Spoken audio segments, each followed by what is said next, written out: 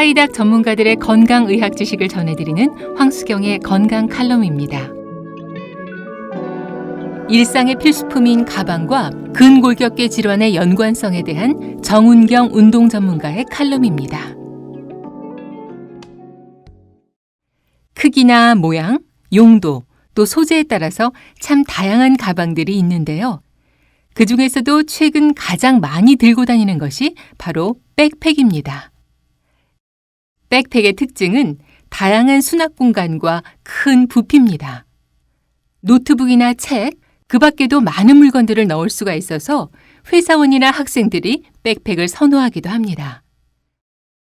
하지만 아무리 편리하고 유용한 백팩이라도 지속적으로 매다가는 몸에 부담을 줄 수 있습니다. 실제로 오랜 시간 백팩을 드는 분들 중에 적지 않은 수가 일자목 증상과 어깨, 손의 저림 증세를 호소하고 있습니다. 튼튼하고 실용적인 백팩, 대체 우리 몸에 어떤 영향을 끼치고 있는 걸까요? 백팩의 무게가 무거워질수록 우리 목은 앞으로 쏠립니다. 백팩을 매면 어깨가 앞으로 말려있는 라운드 숄더가 펴질 수 있다고 생각하는 분들도 계실 텐데요. 하지만 이것은 사실이 아닙니다. 무거운 백팩을 매면 뒤쪽에서 당겨지는 힘이 작용하고 이 과정에서 자연스럽게 어깨는 더 움츠러듭니다. 우리 몸이 뒤로 쏠린 무게중심을 앞으로 이동시켜서 균형을 맞추려고 하기 때문입니다. 이러한 자세는 목뼈, 즉 경추부터 흉추, 요추까지의 정상적인 커브 형태를 무너뜨리는 원인이 될 수 있습니다. 백팩의 무게가 무거울수록 그에 따른 보상작용이 더 커질 수 있다는 사실을 기억해야겠습니다. 다음으로 무거운 가방은 근골격계 이상과 연계될 수 있습니다.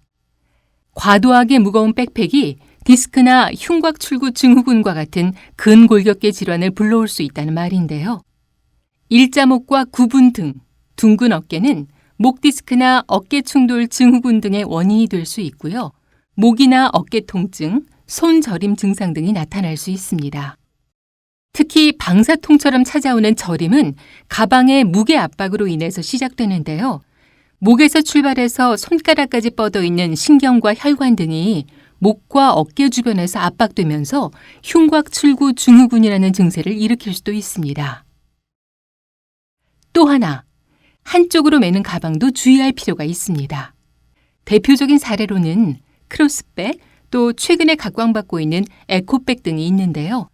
이렇게 가방을 한쪽 어깨로만 매다 보면 신체 좌우에 부정렬이 생길 수 있고요. 더 나아가서 디스크나 체중의 쏠림으로 인한 관절의 퇴행도 발생할 수 있습니다.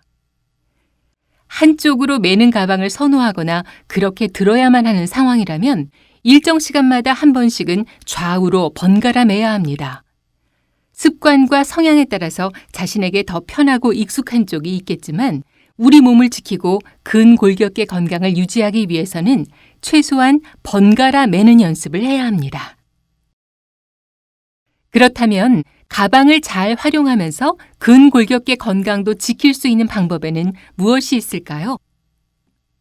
무엇보다 중요한 점은 무게를 적절히 분산해서 부담을 줄이는 것입니다. 백팩은 무겁습니다.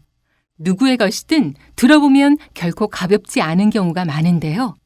앞서 말한 것처럼 이러한 압박과 무게감은 어깨와 손의 저림 증상으로 이어지게 되고요. 신체 각 부위에 부담을 더해서 자세를 무너뜨릴 수 있습니다. 바른 자세를 지키면서 근골격계 건강을 유지하기 위해서는 가방의 무게를 최대한 줄여야 합니다. 들 수 있는 최대치까지 짐을 꾸리는 습관은 바꾸셔야 합니다. 혹 불가피하게 넣어야 하는 짐이 있다면 손으로도 나눠들어서 무게를 분산시켜야 합니다. 가방 끈은 양쪽을 대칭으로 조절해서 한쪽으로 무게가 쏠리지 않도록 하고 가방이 등과 허리에 잘 밀착될 수 있도록 해서 우리 몸에 더해지는 부담을 줄여주시기 바랍니다. 우리의 일상을 편리하게 하는 가방.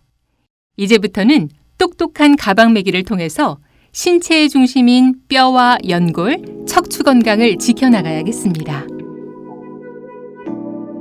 지금까지 칼럼의 정운경 운동 전문가, 내레이션의 황수경이었습니다.